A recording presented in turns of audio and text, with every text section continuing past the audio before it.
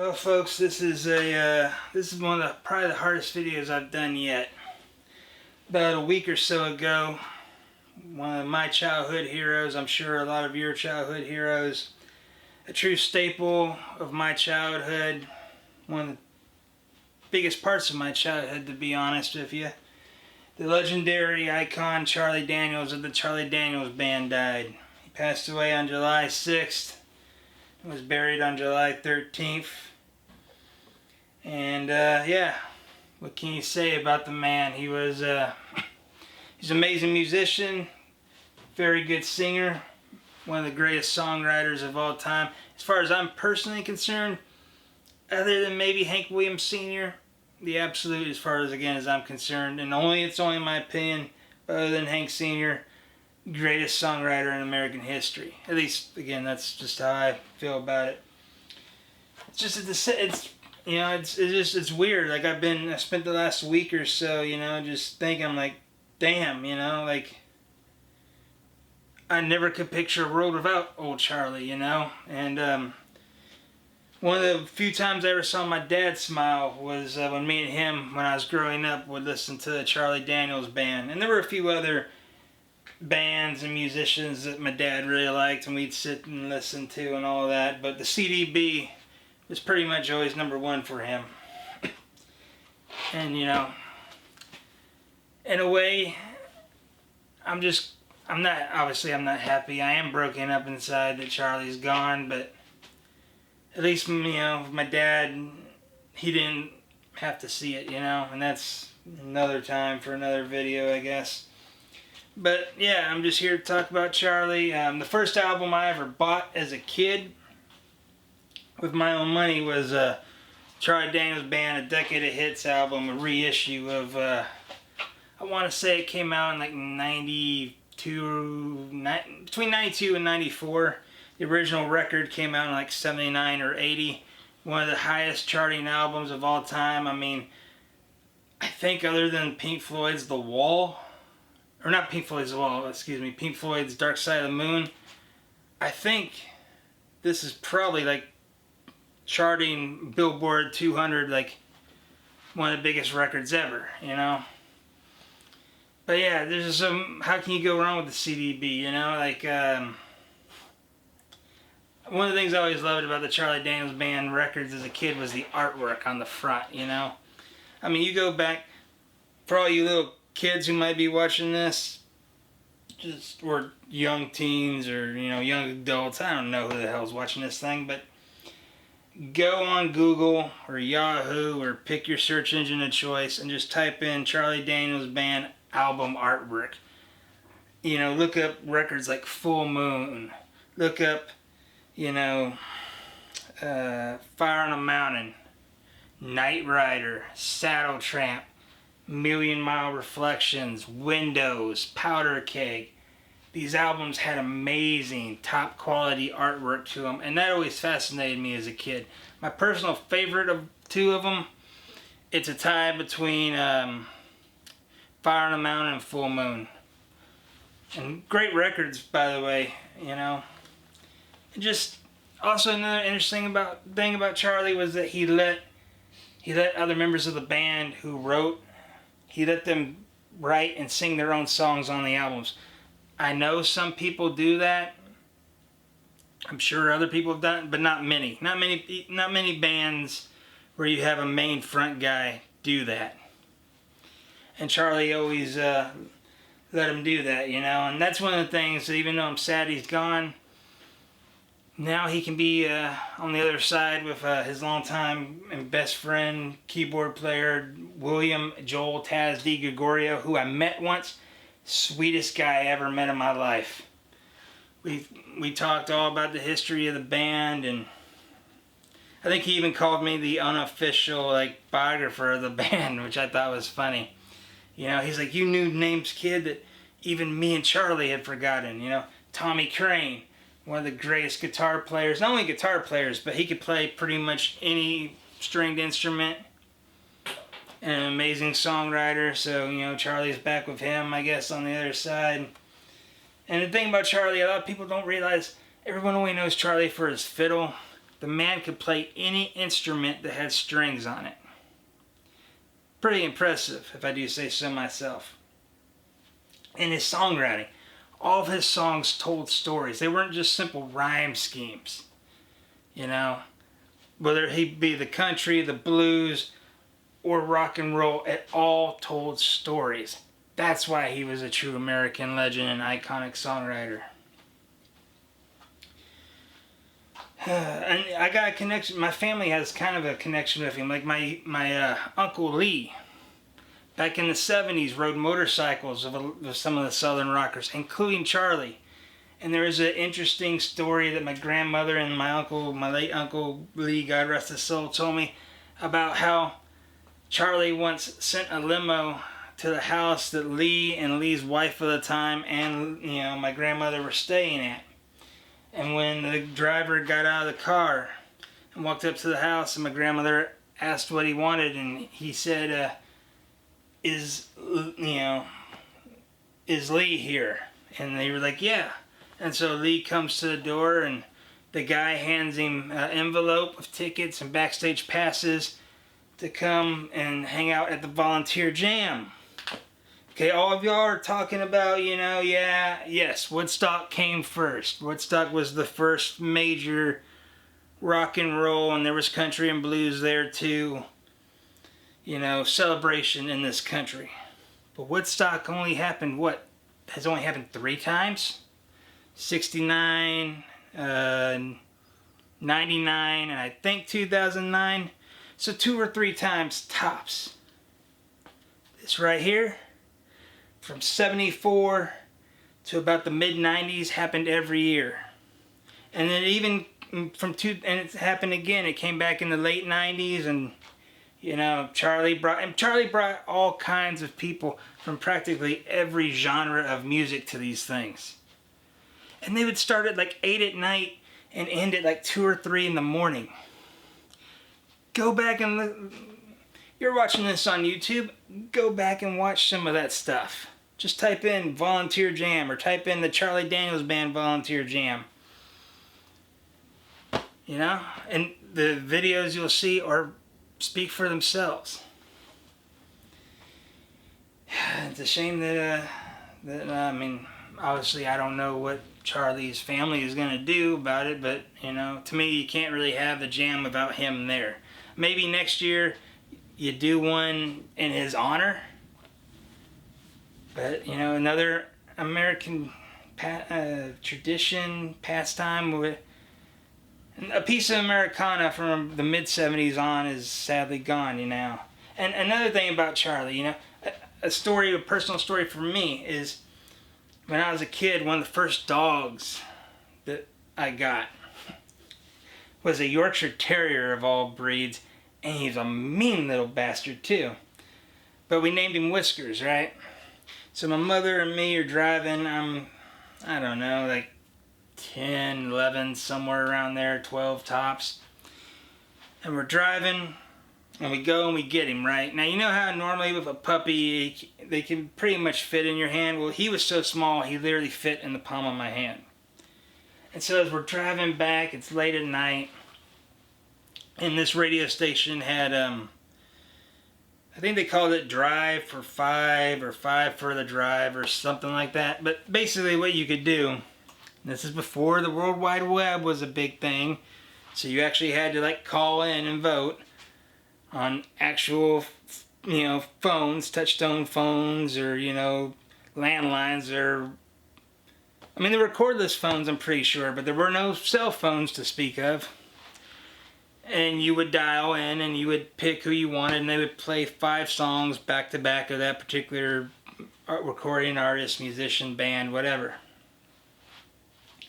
And so the DJ comes on and he says, tonight we're going to play 5 songs by the Charlie Daniels Band. Now obviously I knew the name because of Dad playing them, but I never really sat down and really tried to listen to the songs. And all 5 of those songs, every song was better than the last. Both instrumentation-wise, songwriting-wise, vocally. And I still remember the order of the songs. Uneasy Rider, The South's Gonna Do It Again, Long-Haired Country Boy, The Devil Went Down to Georgia, and Legend of Woolly Swamp. And that's another thing. Besides everyone only knowing Charlie for the fiddle, people only seem to know him and the Charlie Daniel Band for The Devil Went Down to Georgia. Amazing song. One of the best, probably the best fiddle tune of modern times, if not ever.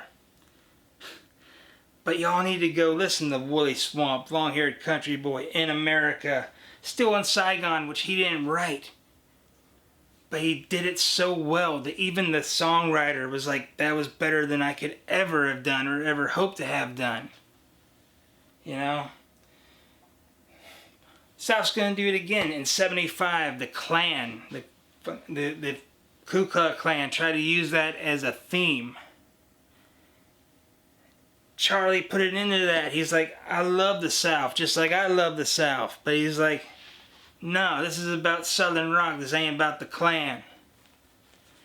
That's pretty stand up.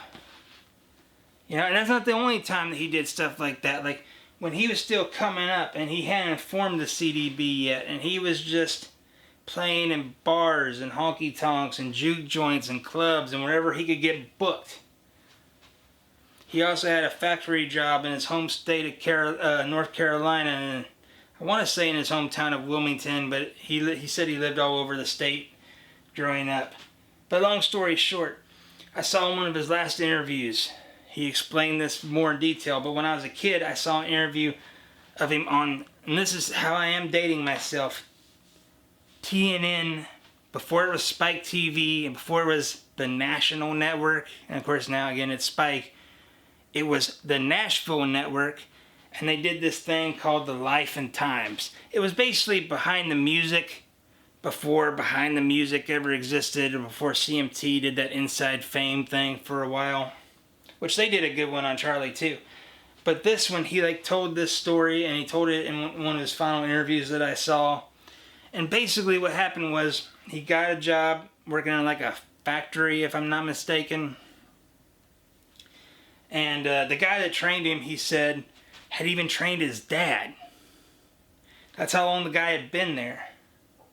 So Charlie's coming in at like 19, 20, 21, 22-year-old. And the company starts slowing down, and they got to get rid of somebody so that they can save payroll. And it wasn't a huge company, so they only had to the owner said, I only got to get rid of one person. And he was going to get rid of this guy that trained Charlie and Charlie's dad. And the only reason he was going to do that was because the guy was black. So Charlie walked into the owner's office and said, hey, get rid of me. He's been here forever. And I've got another job. He needs this job. He has a wife. He has kids. He's a family man. I'm not. That's stand up, because how many of you can honestly say that you would do that? Can you?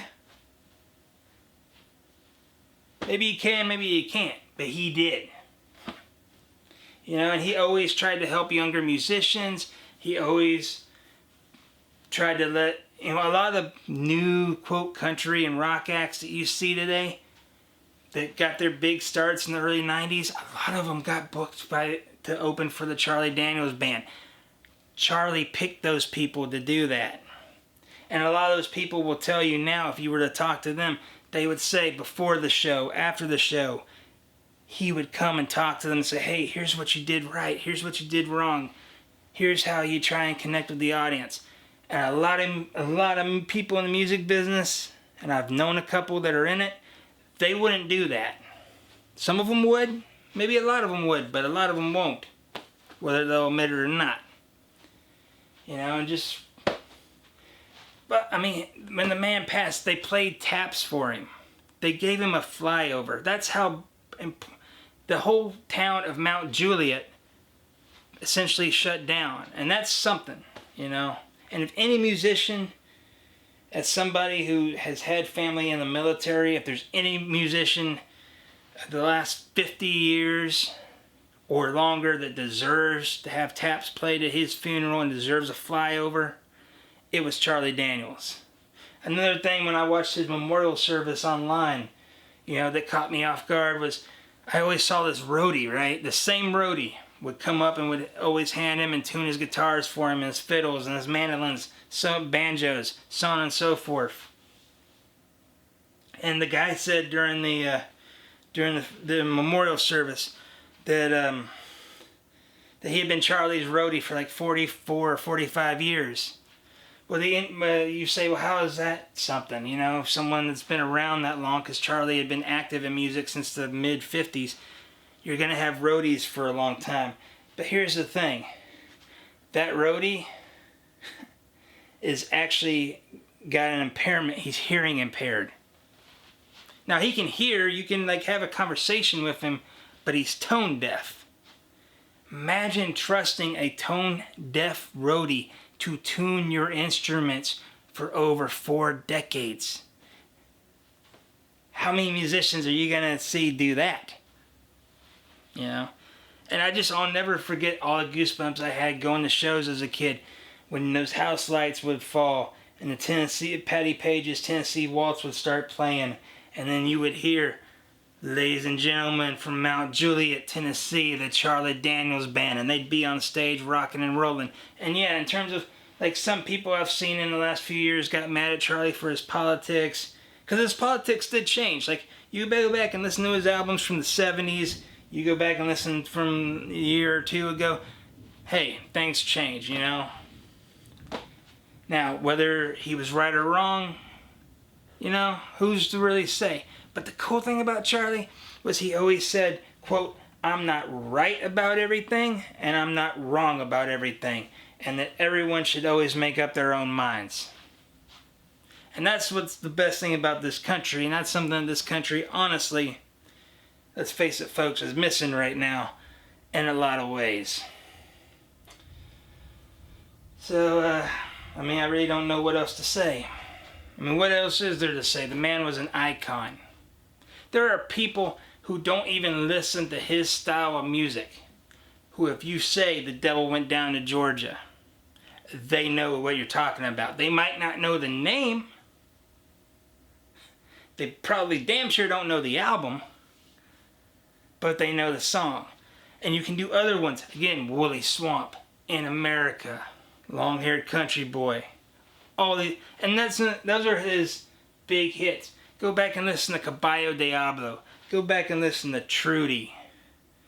You know, all those great songs. You know, Homesick Heroes is another great one. There's a great one on one of his albums, Alligator, where it tells a story about a guy like basically having hate in his heart for like another guy in his family, and he decides to walk across the swamp just to belittle and bully the guy, and it don't work out for him. You know, Legend of Woolly Swamp. Little known fact, Woolly Swamp, I always thought it was a fictitious place. I got it wrong. Turns out it's actually a real place in North Carolina that Charlie used to hunt in as a kid. Now the story is made up, but how impressive is that? That you could just look at a piece of land and make up an amazing story about it. And in fact, I owe that song in particular, because another funny story is when I was in high school, I don't know about any other state, but I live in Indiana, and in Indiana you gotta do this thing called a graduation exam or gateway exam, or they've given it a couple meanings. But long story short, it's over science, math, history, and English. Now the history part and the science part were pretty easy. They went great for me. The math part was kind of a lost cause, to tell you the truth. But the English part, there was a part where you had to make up a story, right? So, me thinking, well, I couldn't think of anything right then off the bat. So what did I do? I remembered Legend of Woolly Swamp. Now, I didn't use the exact same song. I didn't use the exact same story, but I used a similar story. And that helped me pass, I'm pretty sure, because when I got the grade back, it was like, he sucks at math, he's okay at science, he's pretty good at history, but wow, this amazing story that he wrote. And I will always attribute that to Charlie Daniels. Yeah. So, anyway, I don't know what else to say. I don't know what else to say about the man. I'm gonna miss the music. I'm gonna miss seeing him playing shows. I never saw any musician enjoy playing a show live more than him. And I've seen a lot of concerts over the years. He even said that the only time he ever felt like he knew what he was doing is when the house lights would fall, the Tennessee Waltz would start playing, and then him and the CDB would walk out on stage. So, and just, if you're in Tennessee, go to Mount Juliet, talk to anybody. They named a park after the man. You know, that's something. I mean, yeah, people do that for you once you've passed on, but to do it while you're still around. Go back and look at the liner notes of some of his albums where he wrote tributes to Stevie Ray Vaughan, Duane Allman, Toy Caldwell. The poem he wrote for Skinner, which is at Ronnie Van Zant's gravesite on a bench. Yeah, how many musicians will do that for other musicians on their records? Yeah, they might do one of their songs. Maybe they write or co-write a tribute depending on who it is. But to write whole liner notes for different people. And the cool thing about him was, right or wrong, he always meant whatever he said, and he was always willing to deal with whatever the consequences or ramifications were. That's a stand-up man, ladies and gentlemen. So, in closing, I got really nothing else to say, I guess. I'm going to miss you, Charlie. Again, you were basically one of the biggest heroes in terms of, quote, celebrities, unquote. You were my biggest hero. And Godspeed, Mr. Daniels, and hope to see you on the other side one day. So, this is the Raging Rebel saying, always stay true to yourself and never ever, under any circumstances, be afraid to get carried away.